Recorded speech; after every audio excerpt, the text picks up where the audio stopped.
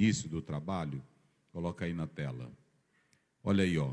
Isso aqui é muito importante porque tinha, lá no segundo século, tinha um teólogo que ele tentou fazer um cânon bíblico, Marcion, e ele dizia que o Deus do Velho Testamento era um Deus carrasco, era um Deus grosseiro, era um Deus que não tinha amor de verdade.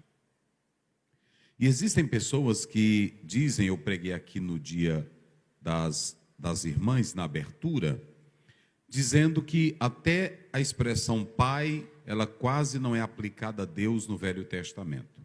E eu mostrei a intimidade, era o tema das irmãs, intimidade com Deus, e o próprio Deus diz em Malaquias 1,6, se eu sou pai, aonde está a minha honra? Se eu sou senhor e o servo honrava o seu senhor, está aí, olha, se eu sou pai, o filho honra o pai, o servo o seu senhor, e se eu sou pai, onde está a minha honra? E se eu sou senhor, onde está o meu temor?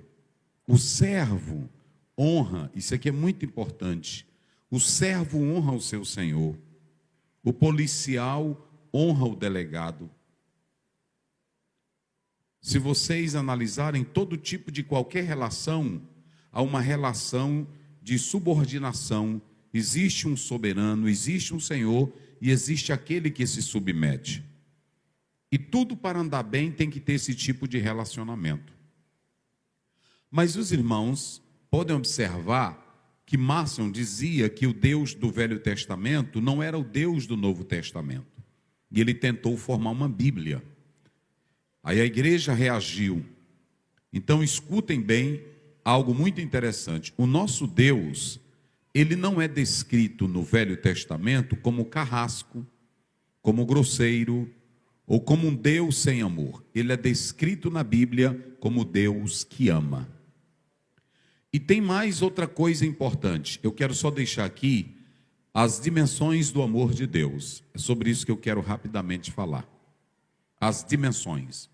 É claro que eu não posso mensurar a dimensão do amor de Deus. E nenhum teólogo, ainda que eu recorra à forma grega de expressar os amores, e em quarto lugar nós falarmos do agape, o amor divino, como está em 1 Coríntios 13, algumas traduções trazem caridade, mas a caridade está mais ligada à filantropia, e eu prefiro mesmo a palavra amor.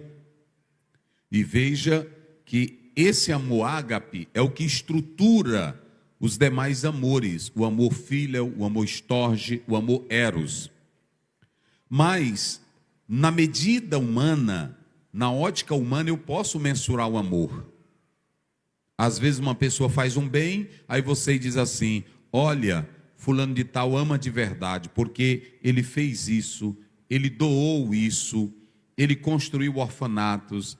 Eu estava lendo, esta semana, eu li de um homem que deixou toda a riqueza dele, ele tinha bilhões de dólares, um chinês, e ele estava à beira da morte, ele chamou os filhos e disse assim, se eu der a minha herança para vocês, eu estou dizendo que vocês não são capazes, então eu quero acertar com vocês, assim como eu consegui algo na vida, pela minha competência vocês vão conseguir. Eu já doei muito para o orfanato, eu já doei muito para as universidades, no mundo e na China. E ele disse assim, eu estou morrendo, mas eu quero deixar todo o meu patrimônio para as instituições. Os filhos concordaram com ele. Ele doou toda a riqueza dele, a herança dele, para as instituições. Aí você olha para uma pessoa dessa e diz, quanto amor! Mas essa é a sua ótica. Da mesma forma, eu não posso mensurar o amor de Deus.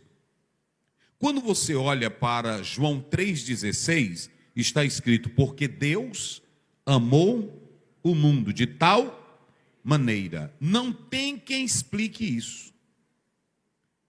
Quem é que vai explicar o sentimento de Deus, a dimensão do amor de Deus por nós? É por isso que a Bíblia diz de tal maneira. o que eu compreendo é a essência desse amor. Ele amou, o desejo de Deus, ele doou. Qual é a prova de que ele amou? Que ele doa. Está aí no texto, olha aí. Ele deu seu filho para morrer por nós. Você tem aqui nesse texto o amor de Deus pelo mundo todo. Você tem a prova desse amor, ele dá, e você tem o resultado desse amor. Por que ele faz isso? O qual deseja que todos sejam salvos e não pereçam. Eu quero dizer aqui esta noite, falando desta dimensão do amor de Deus, não há respaldo nenhum na Bíblia para a doutrina calvinista. Eu não sou de debate, mas se os irmãos observarem, o Mateus 22, 14, está escrito assim: muitos são chamados, mas poucos escolhidos. Esse versículo não está falando de predestinação. Esse versículo não está dizendo que uns são para a vida e outros são para a morte. Leia o texto. O texto está falando de alguém que é convidado para uma ceia e que entra na ceia de modo irresponsável. Amigo, como entraste aqui? Sem as vestes nupciais.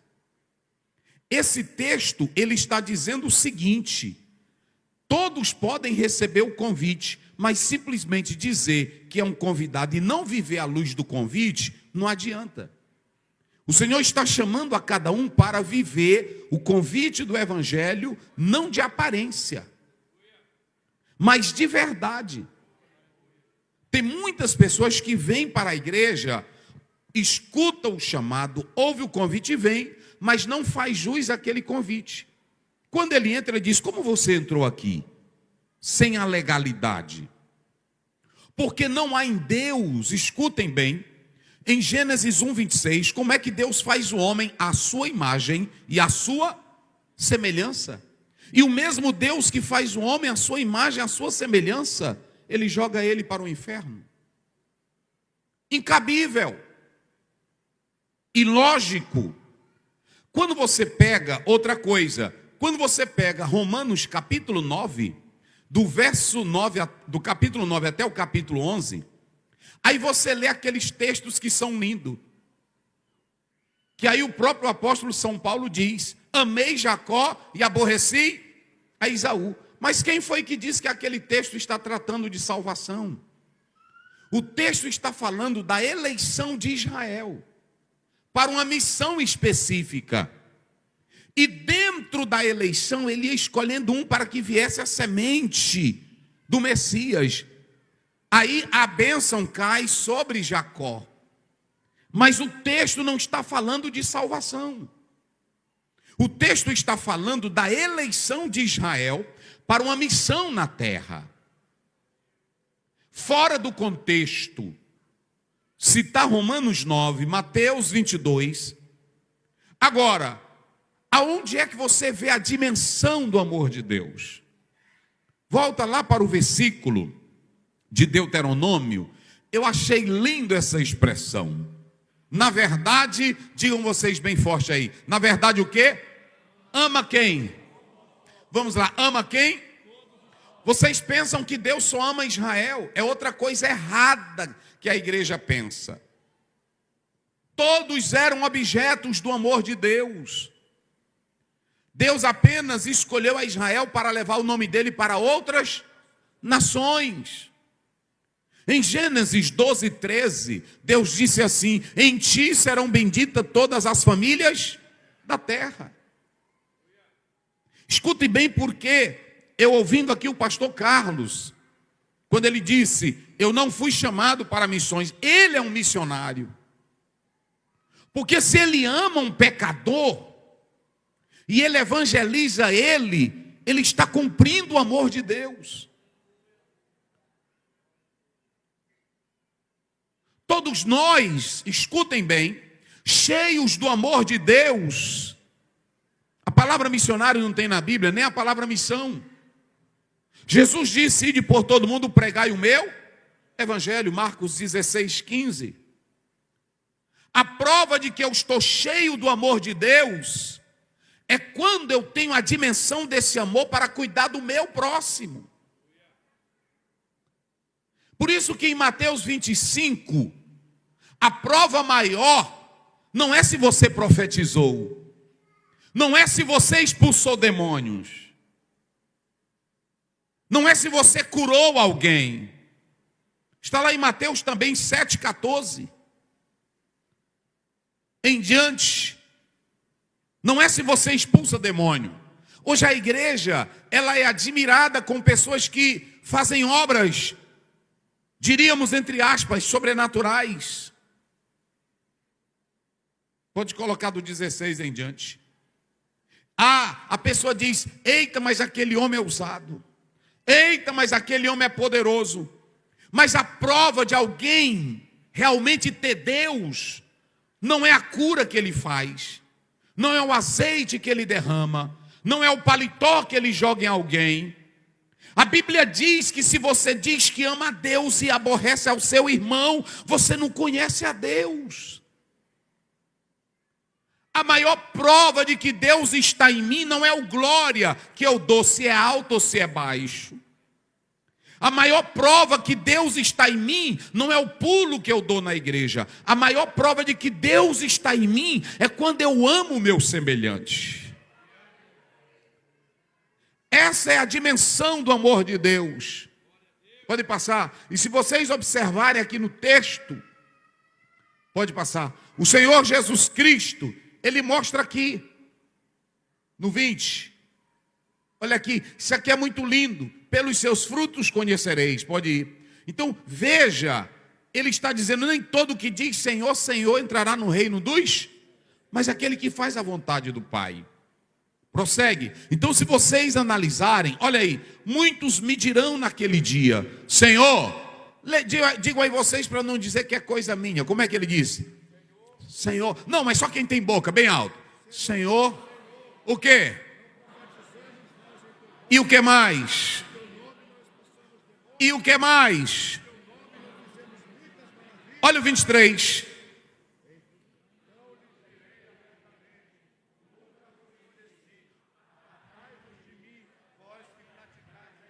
Então veja, profetizar, fazer obras sobrenaturais, curar, expulsar demônios, não é sinal de que Deus está com você.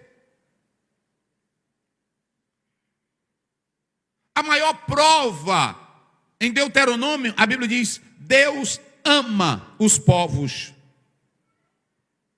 Essa expressão, no hebraico, amar, abraçar, querer bem, cuidar, essa expressão mostra a essência de Deus.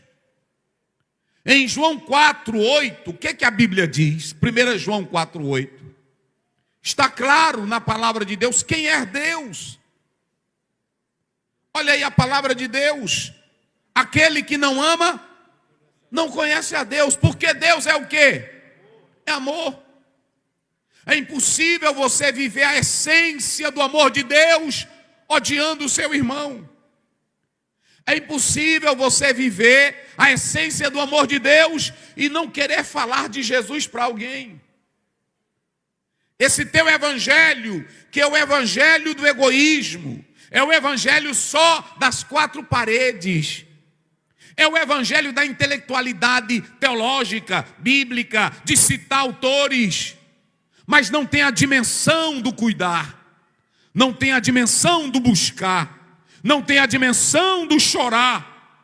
Quando você lê Atos 20, Paulo diz, desde o dia, está lá do verso 17 de Atos, vocês sabem como eu me portei desde o dia em que entrei aqui na Ásia. Eu desempenhei o meu ministério com lágrimas. Pessoas insensíveis, pessoas que não amam, um crente que não tem coragem de falar de Jesus para alguém. Cadê as lágrimas pelos outros? Domingo é um culto de alegria, domingo é um culto de poder, domingo é um dia de receber mais. Mas na segunda, na terça, na quarta, na quinta, é o dia de você olhar para o seu vizinho. É o dia de você tomar essa dimensão desse amor. O amor que abraça, o amor ágape, é o amor que abraça, é o amor que não faz diferença. Olha aí, servindo ao Senhor com toda humildade e com muitas lágrimas. Então veja, vamos voltar lá para o texto. Veja que aqui em Deuteronômio 33, 2, olha aí, ama os povos. Eu quero que a igreja aqui saiba, assim como Deus ama Israel, Deus ama o Paquistão, Deus ama a África, Deus ama a China, Deus ama todos os países da Europa, Deus ama as Américas, Deus não tem povo especial. A Bíblia diz que o sangue de Jesus Cristo comprou para Deus. Está em Apocalipse 5:9. Ele comprou para Deus gente de toda raça, tribo, língua, povos e nações. Sabe por que eu não boto uma bandeira estampada aqui de Israel? Porque Deus não ama só Israel. Deus tem um plano com Israel. Mas assim como Deus ama Israel, Deus ama a África. Assim como Deus ama Israel, Deus ama o Brasil. Não existe um povo na terra, não existe um homem na terra, não existe uma pessoa na terra que Deus não ame. Aleluia.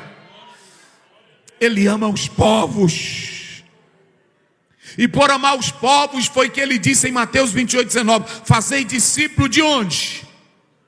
Vamos lá, diga bem forte: fazeis discípulos de onde? De todas as nações.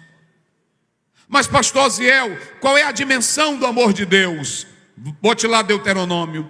Quando você olha aí, Deus ama os povos. Digam comigo, Deus, bem forte, Deus ama os povos.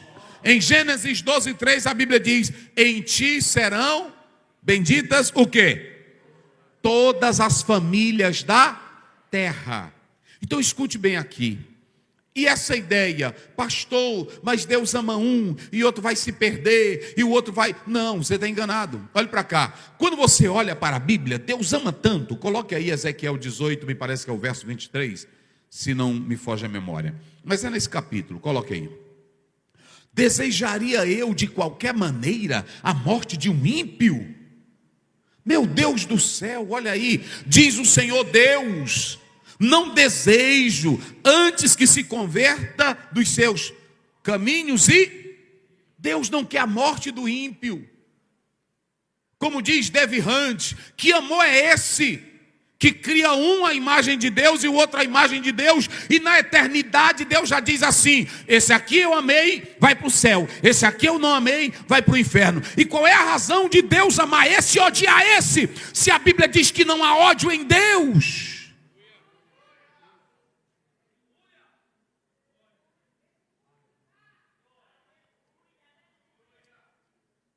A dimensão do amor de Deus, ela é tão grande, gente. Ela é tão imensa que Romanos 5:8 diz: mas Deus dá prova do seu amor, em que Cristo morreu por nós. Vocês sabiam? Tem crente que entra aqui, aí diz: eu entrei no culto hoje, eu não senti nada. E o grande amor que Jesus já teve por ti. Ah, eu queria estar na igreja, mas eu senti o pregador foi tão frio. Eu queria algo de Deus. E Deus vai te dar mais o que depois do amor dele?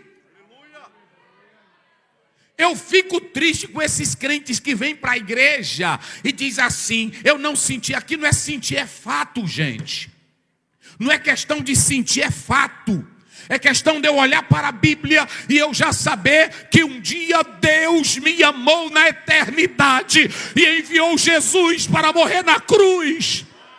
Quem já é lavado pelo sangue de Jesus, purificado pelo sangue de Jesus.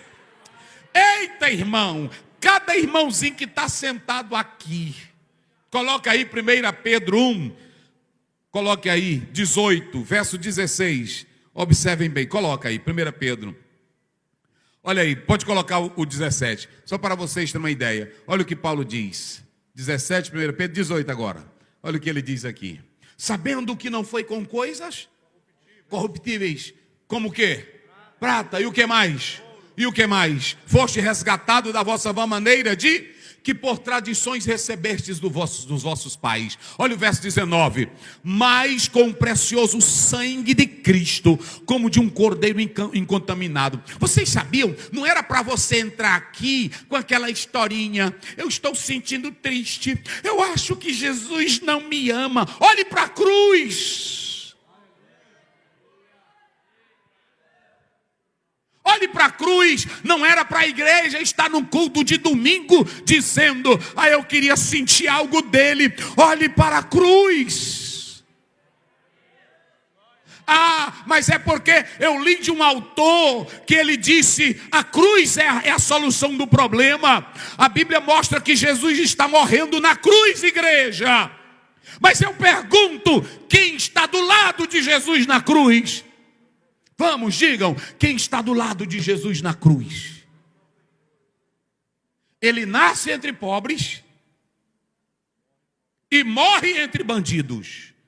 Por quê? Jesus não morreu no meio de pessoas grandes, sábias, cultas. É porque a morte de Jesus, o nascimento foi na pobreza. A morte foi entre dois bandidos.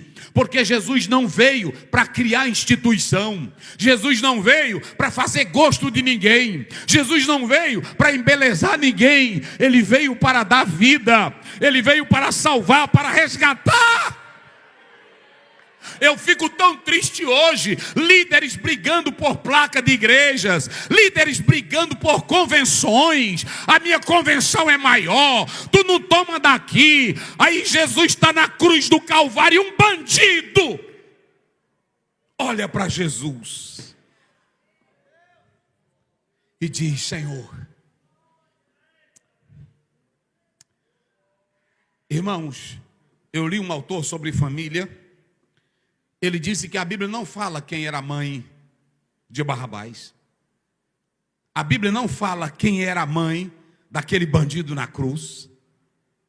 Mas escutem bem uma coisa. A cruz é o lugar da solução de tudo. Na cruz o pior bandido recebe o céu quando se arrepende.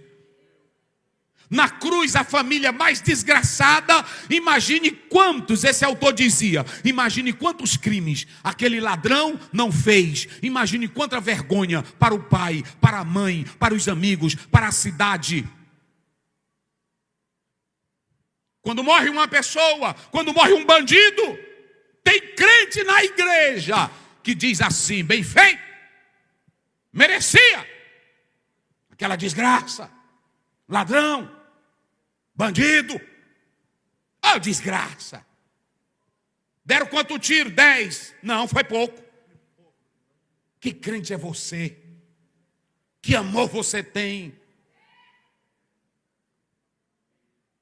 Nós somos tão cheios de amor que quando alguém peca, nós gostamos de esculhambar e de falar do pecado dele.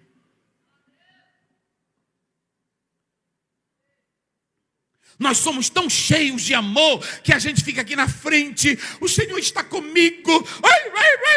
Na hora que sai, a tua língua, teu fuxico, teu veneno é tão grande. Deus está dizendo, eu não te conheço e você não me conhece. Pode fazer fogo descer do céu, eu não conheço você. O Senhor conhece é quem ama. Quem ama.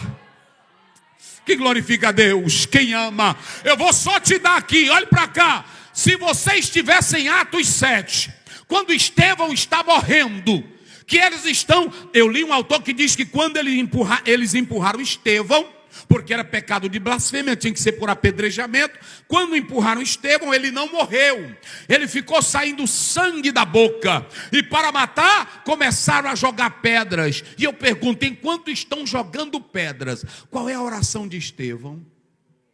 Hein? Perdoa-os. Irmão, esse negócio de nós ter amor de Deus está longe. Quando Jesus está na cruz, qual é a oração de Jesus? Perdoa-os. Qual é a oração de Estevão? Perdoa-os. A dimensão do amor, quando o amor de Deus te contagia, quando o amor de Deus entra em você, é impossível você odiar. É impossível você odiar.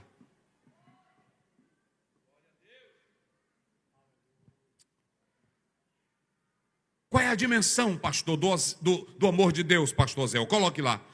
Na verdade, Deus ama os povos. Irmão, se você pegar a Bíblia, só tem... Olha, eu vou mostrar o que é a dimensão. Como é que esse Deus vai ter felicidade? Aí alguém diz, ele é soberano, é o decreto dele. Como é que Deus vai ter o prazer de mandar a imagem dele, a semelhança dele para o inferno?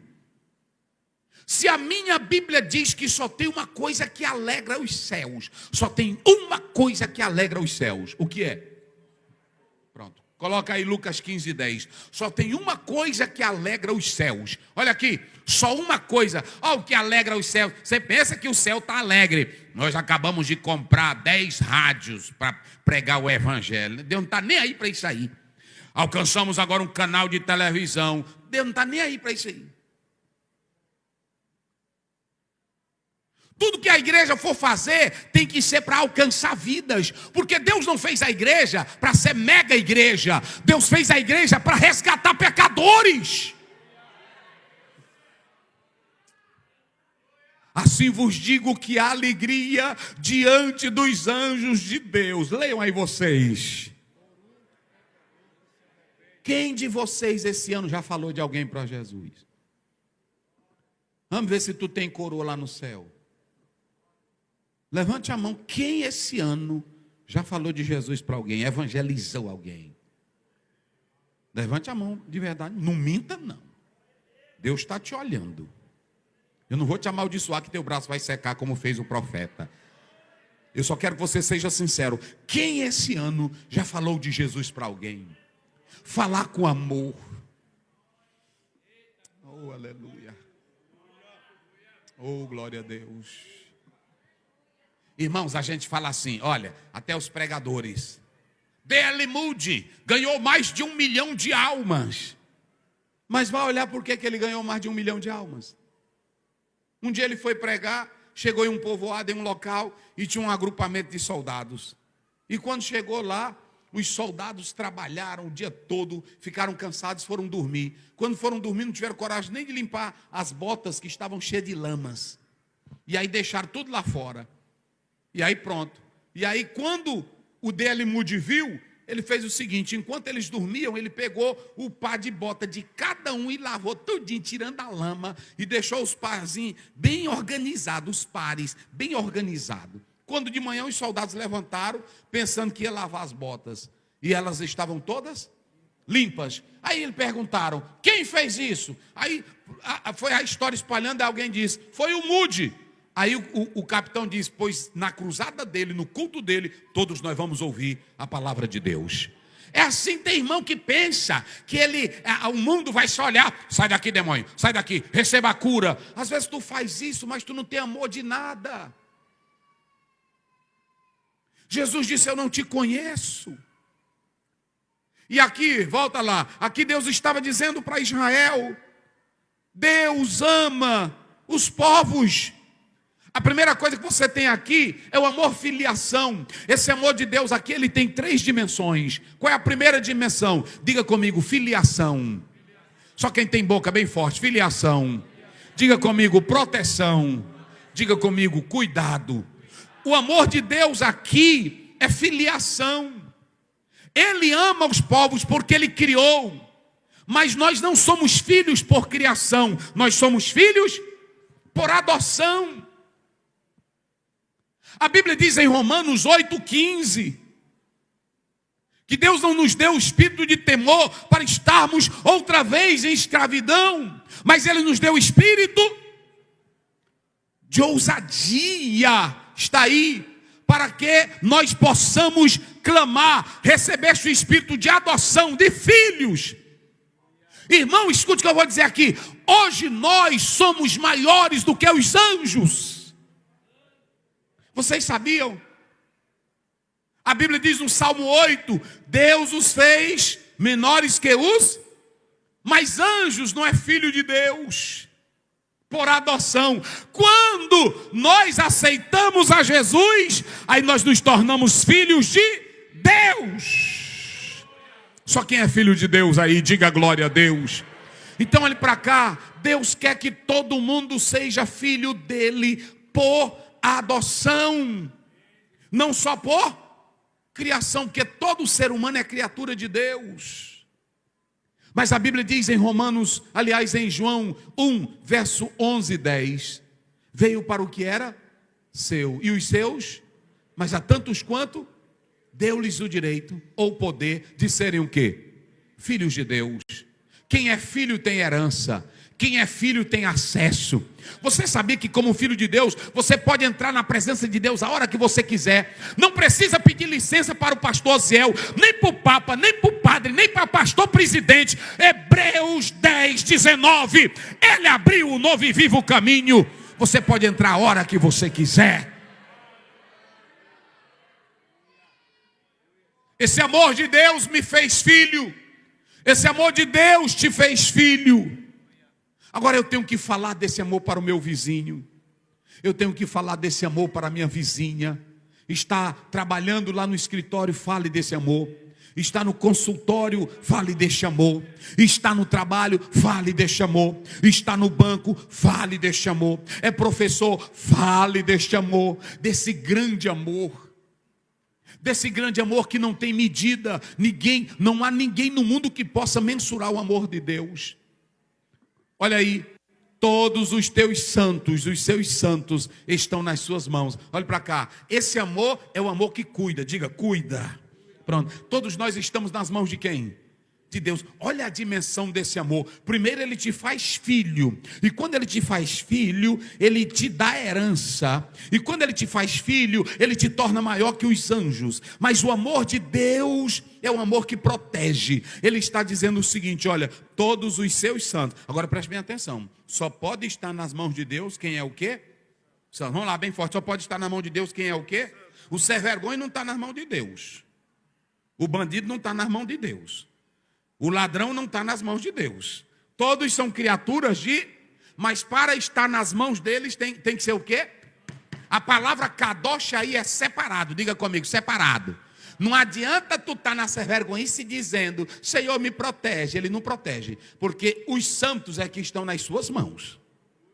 Eu vou logo te dizer, se tu está na mentira, no adultério, no pecado, no roubo, na fuxicada, não adianta, eu estou em tuas mãos. Tu não está nas mãos, tu está na mão do diabo. Porque só tem um que está na mão de Deus. Só quem fica na mão de Deus são os santos. É a palavra de Deus. Não adianta eu estar aqui no domingo enganando vocês, passando cremezinho em vocês, passando shampoo em vocês. Não, pronto. Eu me lembro que quando o pai ia cortar meu cabelo, doía, porque ele pegava um pente e puxava meu cabelo. E aí pronto. Aí eu disse, está doendo. Ele disse, é para cortar teu cabelo. Tem hora que Deus tem que passar esse pente em você. Para sair o piolho, para sair a sujeira, para sair a desgraça. Aí pronto. Depois que tu está limpinho, ele diz, vocês estão nas minhas mãos. Vocês se lembram? Olha o que Jesus diz em Mateus. Jerusalém, Jerusalém, que mata profetas. E Jerusalém era a cidade de quem? Do grande rei. Jerusalém era a cidade de onde? A cidade profética. Jerusalém era os olhos de Deus. Você pensa que Deus está ligando para Jerusalém? Deus não liga para Jerusalém, Deus liga, porque Deus não está ligado a espaço geográfico. Tem irmão que diz assim, eu fui lá na Terra Santa, quando eu cheguei lá, eu senti um tremor. Tu não sentiu foi nada, porque Deus não está num pedaço de barro, Deus está no coração. Eu tive um amigo que ele até morreu, mas ele mentiu tanto, que ele disse que quando foi subindo a via dolorosa, ele sentiu o peso da cruz. Eu disse, a mentira doida desse homem. Sentiu o peso da cruz na via dolorosa. Coisa da mente dele. E aí ele sentiu tanto peso que estava em adultério quando morreu. Deixa eu dizer uma coisa para você. Quando você sabe que Deus te ama e você se coloca como santo na mão dele, ele cuida de você. Vocês se lembram que eu citei 1 Pedro? Agora coloca aí na tela. Olha o que Deus, verso 15. Aí a pessoa diz assim, eu sou eu tenho mais valor do que uma prata, não foi assim? Mais do que o ouro. Agora, olha lá, 1 Pedro 1,15, coloca aí na tela. Vamos lá. Mas como é o quê? Santo, aquele que vos... ele ama os povos, mas ele chama. E quando ele chama, ele quer os santos em suas... Mas sede santos, olha aí. Mas como é santo aquele que vos chamou, sede vós também santo. Como igreja? Leia bem alto aí. Como igreja, em toda maneira de viver. E se você tiver um AVC hoje à noite? Olha para mim aqui. Se você tiver um AVC hoje à noite, e se o teu coração parar, uma irmã contou para minha esposa, ela estava, mas o marido estava tomando café, e de repente o filho parou, e ela falou, filho, e ele já estava morto. E você se estiver assim? É por isso que a Bíblia diz que tem que ser santo em toda maneira de... Porque a qualquer momento você pode pifar. A bateria pode falhar. Então a primeira dimensão do amor de Deus é que Ele nos dá o direito à filiação. Mas a segunda dimensão é que Ele nos quer santos. E por isso que eu tenho que pregar, porque os pecadores não arrependidos não terão direito à entrada nos céus. Só os santos. E eu vou finalizar nesse texto aí, dizendo o seguinte, olha aí, entre os teus pés, e cada um receberá das tuas palavras. Escutem bem aqui agora, olha, postos serão no meio, entre os teus pés, e cada um receberá das tuas palavras. Tem uma outra tradução melhor. Sabe o que acontece? Quando você se prostra, tem uma que é prostrar. Coloca aí, vê se tu consegue. Eu quero finalizar dizendo isso aqui. Olha aí. Na verdade, amas os povos, todos os teus santos estão sob a tua proteção. Aí eles se prostram. Irmãos, olhem para cá. Qual é o hino de adoração que você canta de se prostrar? Qual é? Só um aí para me ver. Qual é que vocês sabem? Eu vou só dar uma ideia aqui para você. Porque tem irmão que faz encenação. Tem irmão que na adoração faz encenação. Mas eu quero dizer para vocês o seguinte, olhe. Primeiro, a dimensão do amor. Qual é a primeira dimensão do amor de Deus que eu falei? Vamos lá. Quem está no culto? Qual é a primeira? Filiação. Qual é a segunda dimensão do amor de Deus? Proteção para quem? Para os santos. E a terceira dimensão, diga comigo, adoração. Diga isso bem forte para mim finalizar. Adoração. Qual é a terceira? Agora olhe para cá. Quando você sabe que o teu Pai, que o teu Deus é grande e que Ele te ama. Eita, irmão. E que Ele enviou Jesus para morrer na cruz do Calvário. E que Ele te dá proteção. Quando eu vou cantar um hino, ou eu vou adorar, eu me prostro, sabendo que o Deus que eu estou dizendo, que Ele é Deus, que Ele é grande e que Ele ama, é o Deus que mandou Jesus. Sabe por que muita adoração é forçada? Sabe por que muitos de vocês não abrem a boca para adorar? Porque vocês ainda não sentiram o grande amor de Deus no coração. Porque vocês ainda não foram impactados. Sabe por que muita gente fica bem caladinho na igreja, não diz nem aleluia? É porque ele não foi tomado pelo amor de Deus.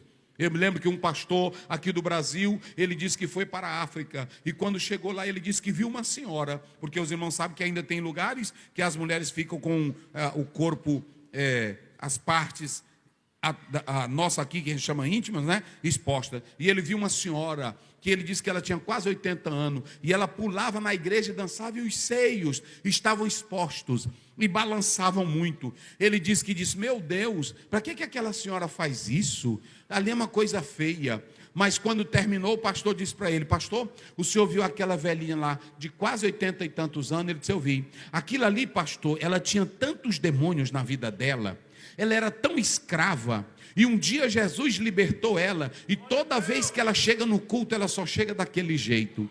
O pulo dela é o maior, o glória é o maior. Por quê? Porque ela sabe do tamanho do efeito do amor de Jesus na vida dela. Olha, irmão, só sabe adorar de verdade quem já foi tocado pelo amor de Deus. Quando você se prostra diante dele, olha para uma pessoa. A gente aqui fica, tem crente aqui que fica, irmão, está tudo elitizado, como falou aqui a pregadora. Olha, eu estava lá em Londres, aí um irmão disse para mim, o pastor, não se escandalize e nem se assuste. Se o senhor estiver passando aí na rua, você vai ver um muçulmano que ele joga um pano no meio da rua, quando dá um horário X, e ele adora. Eu disse, é mesmo? É. Em aeroporto, quando você chega, tem a sala, pois a maioria estão lá. Tem crente, irmão, que tem até vergonha de andar com a Bíblia. Agora eles fazem porque eles acreditam em Alá. E o Jesus que deu a vida por nós. E o Jesus que morreu na cruz. E o Deus que está dizendo, eu amo vocês. Eu enviei Jesus para salvar vocês. Irmão, cada culto de domingo aqui era para nós explodir de glória, sem precisar nós fazermos nada. Na hora do louvor, cada crente se prostrar, se adorar a Deus, porque conhece o amor dele. Irmãos, coloca aí Efésios 3,18. Coloca aí, eu finalizo aqui. Coloca Efésios 3,18. Olha aí, veja, vos seja possível, em união com todos os santos, compreender, diga a igreja, compreender o quê? A largura, e o que mais? O comprimento, e o que mais? E o que mais? Olha o 19, olha aí, e entender o quê? Entenda o amor de Jesus, entenda o amor de Jesus. Me mostre um livro de teologia que diga, olha, nós podemos mensurar o amor dele é isso aqui. Me mostre um livro. Olha o que Paulo está dizendo, e assim entender o amor de Cristo, que excede o quê? Todo entendimento, para que sejais preenchidos de toda a plenitude de Deus. Vocês sabem que a palavra plenitude, plero, no grego, é encher até a tampa e derramar. Tem crente, irmão, que está na igreja, ele não tem água só na beiradinha não, é até a tampa e até derramar. Eu gosto de ser cheio e até derramar, é assim. Ô, coisa boa é quando derrama. Pergunta aí para o teu irmão, se ele está pela metade, se ele está na tampa, ou se ele está abundando. Eita glória! É bom ser crente até a tampa e deixar derramar. Deixa derramar glória, deixa derramar amor, deixa derramar poder, deixa derramar vitória. Oh, aleluia. Oh, irmão, depois que esse crente chegou aqui no bairro, é só bênção. É assim ou não é? Rapaz, depois que esse irmão chegou aqui na empresa, eita pastor, ele tem umas orações, não é assim? Um dia eu estava aí com medo, mas ele chegou aqui, orou, é desse jeito. É assim, crente, irmão, que tem bênção. Vocês se lembram? Me parece que é Números, eu não estou bem lembrado, mas me parece que é Números capítulo 11. O Moisés diz para Obabe, Obabe, vem conosco, porque tu conhece todos os caminhos. E Deus nos fazendo bem, nós também vamos fazer bem para ti. Irmão, tem crente que ele faz tão bem a obra de Deus, que aí chega a bênção para nós e para ele. É assim ou não é? Pronto, olha para cá. Em Atos 27, estava cheio de bandidos, 276 pessoas, não é isso? E aí a Bíblia diz, por causa de Paulo, nenhum morreu. Tem crente, irmão, que é uma bênção. É assim. Pronto, quando eu já preguei aqui para vocês, que quando eu entrei no avião, que aí eu disse que era pastor, aí a mulher disse, não, tem um pastor aqui. Aí pronto. Ela disse, talvez não morre hoje não, porque ele está aqui tranquilo. Mas só Deus sabia como é que eu estava. O importante é você ser bênção onde você está. Olha, deixa derramar. A Bíblia diz em 1 Coríntios 15:58, meus irmãos, sede firmes e o que mais? Sempre há bom. Irmão, quando Deus dá bênção, Ele dá bênção, irmão. Eu vou finalizar com isso aqui. Não pense que Deus te dá bênção, teu irmão que vai dar as coisas para Deus. É minguando, é coisa. Até o glória a Deus dele, o cantar dele. É um negocinho bem amarrado. Coloca aí Lucas 6:38, só para os irmãos observarem como é bênção de Deus. E olha como é que Deus quer que você seja. Olha aí, dai sempre e recebereis sobre o vosso colo uma boa medida. Como é que Deus faz primeiro? A boa medida, calcada, depois. Olha, Deus quando te dá, Ele faz o seguinte, olha, bota para cá, eu vou dar. Aí Ele pega e bota. Aí para botar mais bênção, Ele manda alguém pular, soca aí enche. Não, aqui não dá mais não. Sacode para ter mais bênção. Não dá mais. Aí ele diz, pô, deixa até transbordar. Eita glória, cadê os crentes transbordantes aí? Só cadê? Eita glória. Irmãos, imagine se Deus olhasse com um amor eletivo. Imagine se Deus olhasse, eu não vou amar o Oziel porque ele é de cor, eu não vou amar fulano, não, é por isso aqui não tem essa não, lá no céu não tem ninguém grande, nem Abraão, nem Isaac, nem Jacó. A Bíblia diz que todos estarão à mesma mesa, junto com Abraão, Isaac e Jacó, porque o que vai nos medir lá é o amor de Cristo Jesus. Seja um ganhador de almas. Saia daqui esta noite dizendo, Senhor, o teu amor é grande por mim, o teu amor é verdade por mim, e Deus te abençoe. Orquestra adorando a Deus, vamos lá, em nome de Jesus.